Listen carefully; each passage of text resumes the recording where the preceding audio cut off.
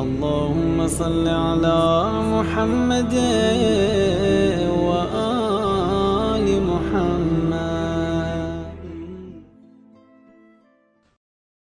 اعوذ باللہ من الشیطان الرجیم. بسم اللہ الرحمن الرحیم.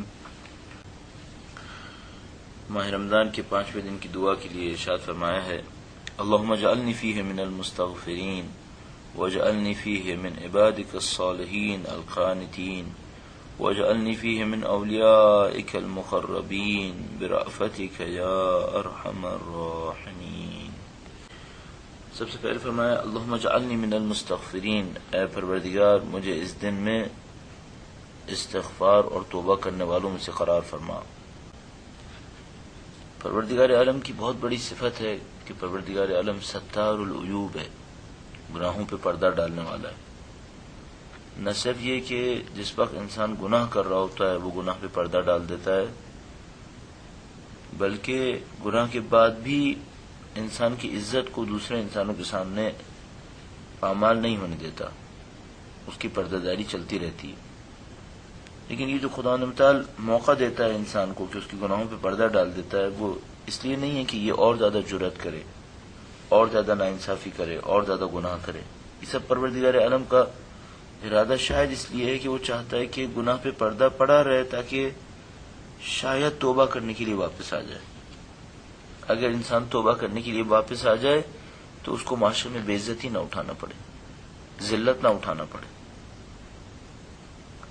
ہم سب گناہ گار ہوتے ہیں لیکن ایک دوسرے کے گناہوں سے واقف نہیں ہوتے، اور یہ خدا متعال کی پردہ داری ہے کہ اس نے ہمیں ایک دوسرے کے گناہوں سے بے خبر کیا ہوا ہے. خدا نہ کرے نعوذ باللہ اگر ہمیں پتہ چل جائے کہ ہم لوگوں کے گناہ کیا ہیں تو شاید ایک دوسرے کے ساتھ بیٹھنا بھی مشکل ہو جائے.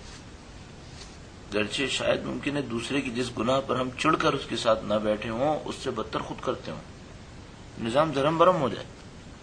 خالق متعال نے اس پردہ داری کو باقی رکھا ہے، اور اس پردہ داری کو اس لیے رکھا ہے کہ شاید یہ بندے توبہ کر لیں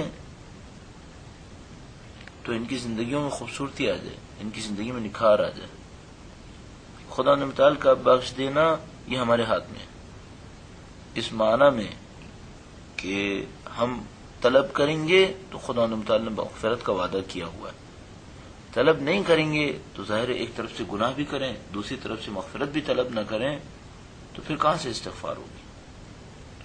بس خدا متعال نے استغفار کا وعدہ کیا اس بندے کے لیے کہ جو مغفرت طلب کرے، اور مغفرت طلب کرنا ہی وہ چیز ہے جس میں جو اس دعا کے اندر طلب کی گئی ہے کہ پروردگار یہ کہ میں تجھ سے مغفرت طلب کروں مجھے ایسا بنا دے، میری توفیق ایسی کر دے کہ میں مغفرت طلب کروں.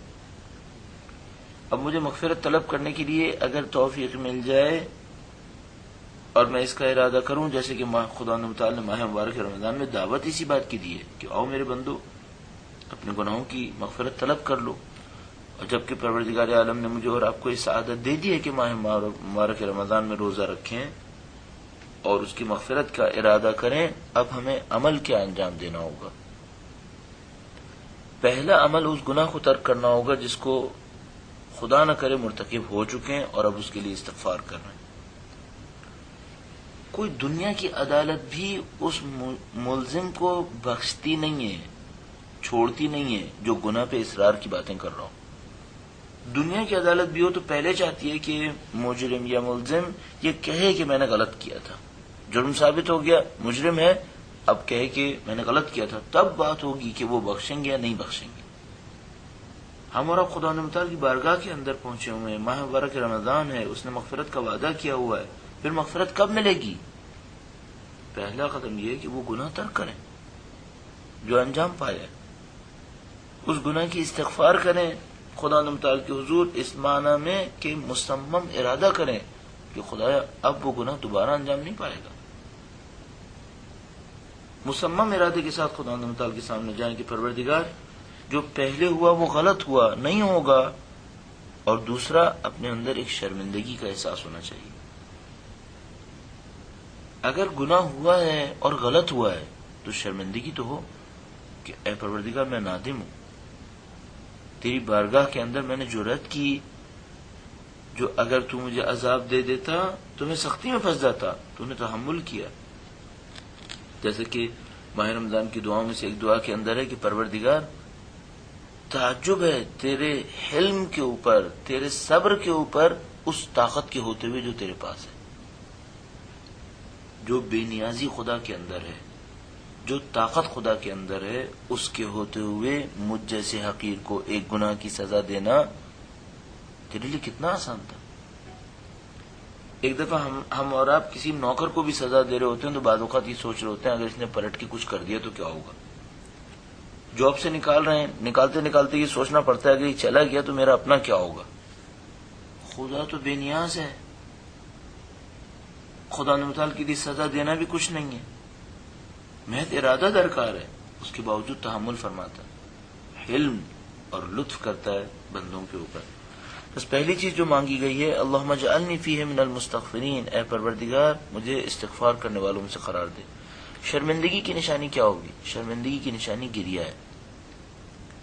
جب انسان پروردگار عالم کی بارگاہ میں پہنچ کر اپنے گناہوں کو یاد کرے، اللہ کے عشق کو دیکھے، اللہ کی محبت کو دیکھے، اس کی عنایات کو دیکھے، اپنی غلطی کو دیکھے، کہیں نہ کہیں دل پسیج جاتا ہے، کہیں نہ کہیں دل میں سے آہ نکلنے لگتی ہے، کچھ آنسو بہنا شروع ہو جاتے ہیں۔ نشانیوں میں سے ایک نشانی استغفار کی قبول ہونے کی یہی سمجھی جاتی ہے، گریہ ازاری۔ وَاجْعَلْنِي فِيهِ مِنْ عِبَادِكَ الصَّالِحِينَ الْقَانِتِينَ، گویا اگر میں استغفار کر لوں گا تو دوسرا مرحلہ شروع ہو جائے گا۔ وہ مرحلہ کیا ہے؟ اے خدایا مجھے اس دن میں قرار دے دے اپنے صالح پرہیزگار بندوں میں سے، خدا کا اچھا بندہ بن جاؤں۔ خدا کا اچھا بندہ بننے کے لیے پہلا قدم کیا ہے؟ استغفار کروں۔ دوسرا قدم کیا ہے؟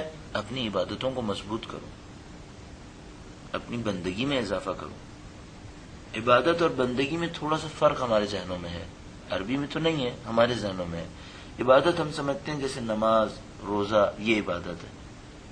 اگر اس کو ذرا سا آپ ترجمہ کرنے میں بندگی لکھ لیں تو کام آسان ہے۔ خدایا مجھے اپنے اچھے بندوں میں سے قرار دے جس کی زندگی بندگی میں گزر رہی ہو۔ زندگی بندگی میں گزرے کیا مطلب؟ یعنی اپنی زندگی کو اللہ کا بندہ بنا کے گزاروں، جیسا خدا کہے ویسا کرتا رہوں۔ اسی میں میرا کمال بھی ہے، اس بندگی میں کسی کی غلامی نہیں ہے۔ غلامی اس معنی میں کہ میرا کچھ ضائع ہو رہا ہے کسی اور کی خدمت پہ نہیں، یہ وہ بندگی ہے جس کو کرنے میں مجھے کمال مل رہا ہے، بالکل اس پیروی اور تبعیت کی طرح جو ایک اچھا اسٹوڈنٹ اپنے بہت اچھے ٹیچرز کی کر رہا ہوتا ہے،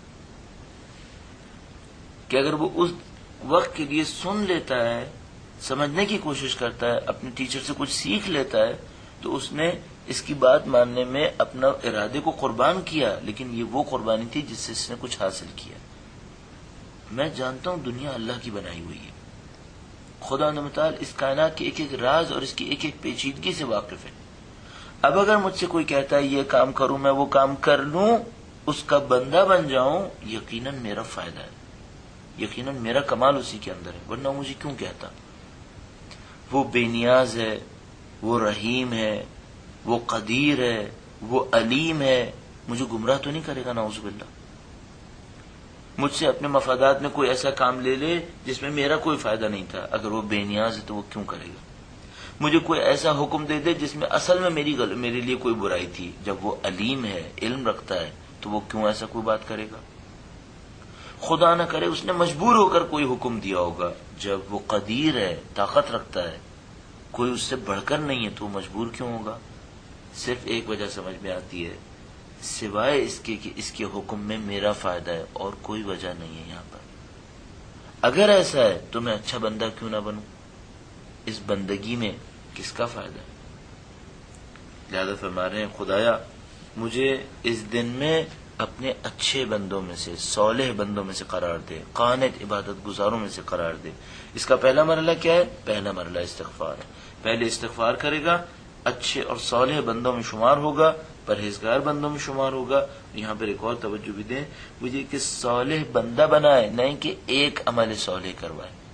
ایک دفعہ میں ایک اچھا کام کرتا ہوں، ایک دفعہ میں خود اچھا ہوتا ہوں۔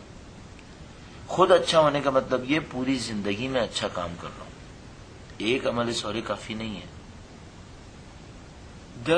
10 ڈیسیشنز میں ایک ڈیسیشن اللہ کی مرضی کے مطابق، 9 میری مرضی کے مطابق، یہ کہاں سے صالح بندہ ہو گیا؟ صالح بندہ وہ ہے جو اپنی زندگی کو خدا کے ارادے کے سامنے وقف کر دیتا ہے، سرنڈر کر دیتا ہے۔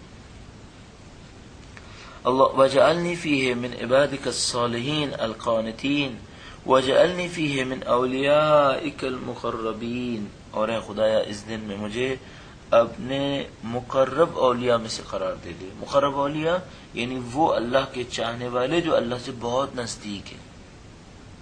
کیا مطلب ہے اللہ سے بہت نزدیک ہیں؟ ان کے اندر ان صفات کا ریفلیکشن ہے، اللہ کی جتنی خاصیتیں ہیں، صفات ہیں، ان کا ریفلیکشن ان بندوں میں نظر آنے لگا۔ اتنے اللہ سے قریب ہو گئے ہیں، اللہ کی صفات ان کے اندر نظر آ رہی ہیں۔ خدا رحیم ہے، یہ بھی رحم دل ہے۔ خدا عادل ہے، یہ بھی عادل ہے۔ خدا متعال بندوں کے اوپر احسان کرنے والا ہے، یہ بھی بندوں پر احسان کرنے والے ہیں۔ خدا بخشنے والا ہے، یہ بھی بخشنے والے ہیں۔ اس کو ہم کہتے ہیں مقرب بندہ۔ یہ مقرب بندہ ہے۔ مقرب بندے کا مطلب کیا ہے؟ اللہ سے نزدیک ہو گیا ہے۔ اللہ سے نزدیک کس چیز میں ہوا ہے؟ اللہ کی صفات میں نزدیک ہوا ہے۔ اور یہ ایک عجیب حقیقت ہے کہ جتنا میں خدا کی صفات میں نزدیک ہونے کی کوشش کروں گا، چند صفات میں خدا مجھے نزدیک کرے گا۔ وہ کون سی ہیں؟ خود فرماتا ہے میرے بندے تو میری اطاعت کر، میں تجھے اپنا جیسا بنا دوں گا۔ میں حی و قیوم ہوں، مجھے موت نہیں آتی، میں تجھے بھی ایسا بنا دوں گا، تجھے موت نہیں آئے گی۔ میرے پاس اتنی قدرت ہے، میں کہتا ہوں کن فیکن، میں کہتا ہوں ہو جائے تو ہو جاتی ہیں، میں تجھے بھی ایسا بنا دوں گا، تو بھی کہے گا ہو جا تو وہ ہو جائے گی۔ بہترین مثال رسول گرامی کی ذات مقدس ہے، اور مثال امیر المومنین کی ذات طیب ہے، اور مثالیں بی بی فاطمہ زہرا سلام اللہ علیہا کی ذات مقدس ہے۔ یہ وہ بن گئے جیسا خدا نے چاہا، تو ان کو خدا نے ویسا بنا دیا جیسے اس نے چاہا تھا۔ ایک دعا کے اندر ارشاد فرماتے ہیں مولا امیر المومنین، معصوم سے روایت ہوتی ہے اس طرح سے، گویا ارشاد فرماتے ہیں، کہتے ہیں خدایا تو ویسا ہی ہے جیسے میں چاہتا تھا، تجھ سے بہتر رب مجھے نہیں ملنا تھا، تو ویسا ہی خدا ہے جیسا ہونا تھا، اب مجھے ویسا بنا دے جیسا تو چاہتا ہے کہ میں ہوں۔ میں ویسا نہیں ہوں جیسا تو چاہتا ہے، میرے اندر خرابیاں ہیں، میرے اندر خامیاں ہیں، میرے اندر گناہ ہے، میرے اندر لغزشیں ہیں۔ خدا تو اتنا اچھا ہے، مجھے بھی ایسا بنا دے کہ جسے دیکھ کر تجھے خوشی ہو جائے، تو پسند کرنے لگے۔ اور خود بخود انسان اگر اس راستے پہ چل نکلے، اس کی عظمت بڑھنے لگتی ہے، اس کا کمال بڑھنے لگتا ہے۔ درود بھیجیں محمد و آل محمد، اللہم صلی علی محمد و آل محمد وعجل فرجہ۔ اللهم صل على محمد وآل محمد